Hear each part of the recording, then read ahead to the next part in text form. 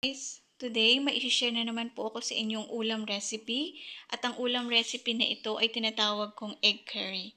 Kung may chicken curry, syempre mayroon ding egg curry. So to start, ito ang ating mga ingredients. Meron ako ditong 8 pirasong itlog na nilaga ko and then nung lumamig, binalatan ko na. And then meron din tayo ditong 1½ cups ng coconut milk, 3 pirasong siling haba, 1 pirasong medium size na carrot na hiniwa ko diagonally, 2 pirasong medium size na patatas na hinalo ko rin diagonally at binabad ko muna sa tubig para maging moisturized pa rin siya. Meron din tayong ditong 1½ tablespoon ng curry powder. At sa ating panggisa, meron tayong luya, 1 pirasong medium size na red onion, chicken cube, pampalasa, 4 na pirasong dinikdik na bawang, 1 pirasong small size na red bell pepper, at syempre, ang ating asin pampalasa. So, since kompleto na ang ating ingredients, tara, simulan na natin ang pagluluto. So, sa mainit na kawali, maglagay lang tayo ng konting amount ng mantika. Since gagamit tayo ng coconut milk, mamantika na rin kasi yun. So, since mainit na tong kawali, igigisa na natin yung luya. Okay, make sure na malinis yung kamay. So, gisa lang natin siya.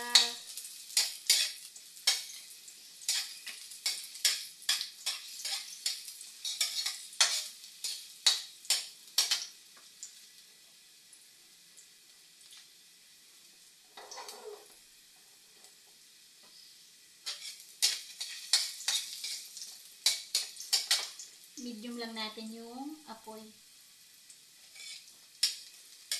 Okay, so pagkatapos ng luya, isinusunod ko na ang bawang. Mekos-mekos lang.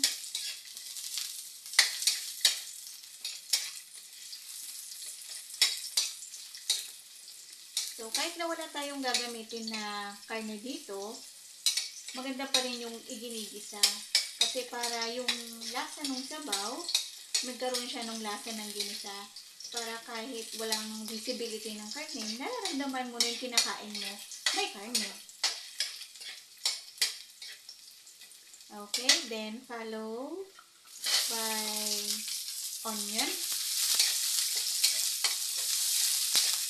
Okay, bango na.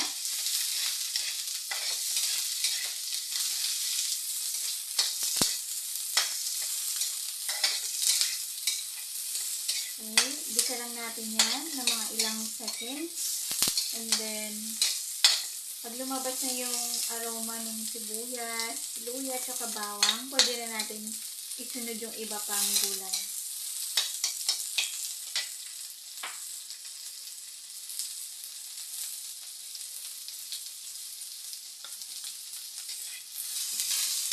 Okay. Golden brown na yung ating bawang. So, at this point, pwede na natin ilagay yung ibang mga gulay. So, ilagay na natin yung carrot.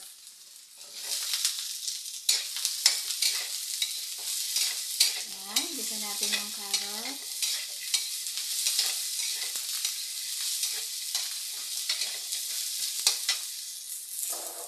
Tapos, sunod natin yung patatas.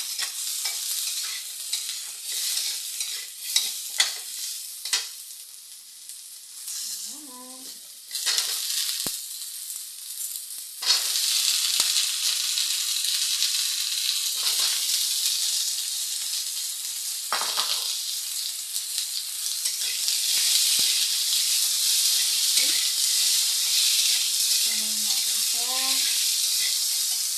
Haluin.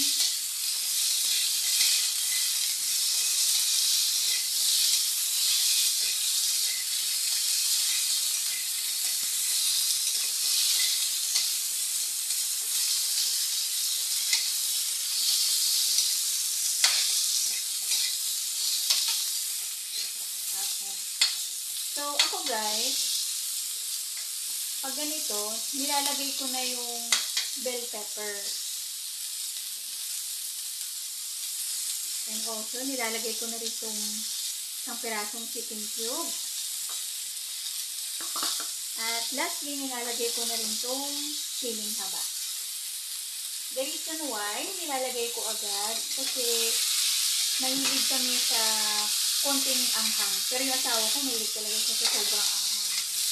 So, the reason na nilalagay ko siya, kapag nagigisa, nilalagay ko agad, is para lumasa yung red bell pepper at saka magkaroon ng sipa ng anghang doon sa sabaw. Ayan, konting gisa lang. Konting halo lang. Okay, so at this point, pwede natin ilagay yung gata. Okay, dahan-dahan natin siyang ibuhos. Okay, and then konting halo lang.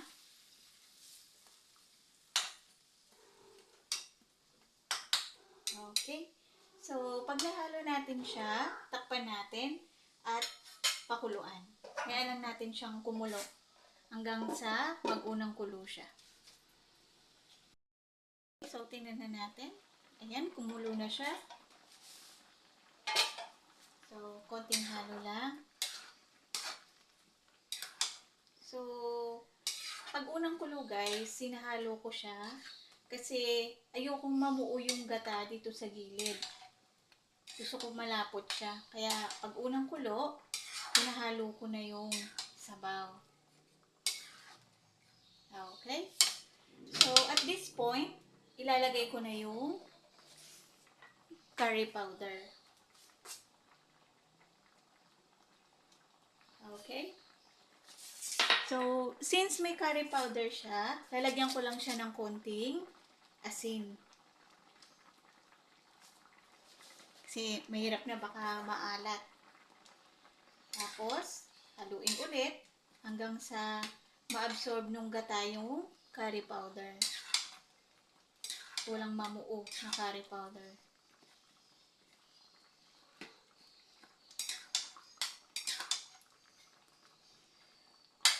Sa paglalagay ng curry powder guys, it's up to you. Kung gusto niyo ng 1 tablespoon lang or 2 tablespoon or more. Kasi kami mag-asawa, gusto namin yung nagkukulay talaga siya. Tsaka naglalasa yung curry dun sa sabaw. Kaya madalas nilalagay namin 2 tablespoon. Okay? So, pwede na natin siyang takpan at pakuluan natin ng 8 to 10 minutes. So, after 10 minutes, tingnan na natin. Tada! Okay, let's see kung luto na yung patatas. Okay, so malambot na siya. And then yung carrot. Okay, so malambot na siya. So guys, it depends sa inyo kung it's up to you guys kung gusto niyo pa siyang palambutin. Pero sa amin, mas masarap kasi yung may konting crispiness sa gulay. So at this point, ilalagay ko na yung itlog. Itong 8 itlog na nilaga ko. Dahan-dahan lang at mainit. Okay. Tapos, paibabaw natin yung gulay sa kanila para magkaroon din ng sauce yung mga itlog.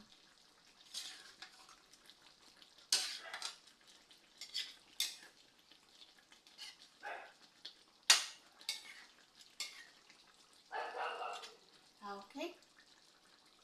So, pwede na rin natin siyang tikman.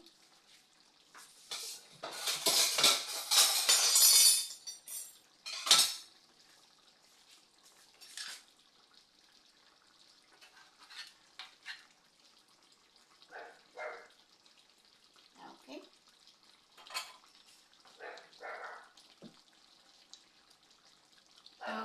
So, tama lang yung lasa. So, since luto na yung ating itlog, so tatakpan natin siya ng sandali at pakukulaan natin ng mga 2 minutes. Okay, so after 2 minutes, fully cooked na ang ating recipe for today, which is the egg curry. So, pwede na natin patayin yung apoy. Make sure guys, pag naluluto kayo nito, medium heat lang yung apoy para hindi matunaw or ano ba tawag dito? Para hindi maubos yung gata. Kasi yung gata, mabilis siyang what do you call this? Mabilis siyang maubos, lalo pag malakas yung apoy. Okay? So, it is ready to serve na. So, ito na ang ating ulam for today, ang egg curry. So, sobrang simple lang ng recipe na ito, napakadaling lutuin at napaka-affordable. At sinisigurado ko sa inyo na sobrang sarap ng recipe na ito. Pwede nyo rin tong gawin as another recipe para sa itlog. Okay? So, oh my God, natatakam na ako. So, tara guys, kain na tayo at sana subukan nyo po itong lutuin sa inyong mga tahanan. Happy cooking guys and happy eating as well. Bye-bye!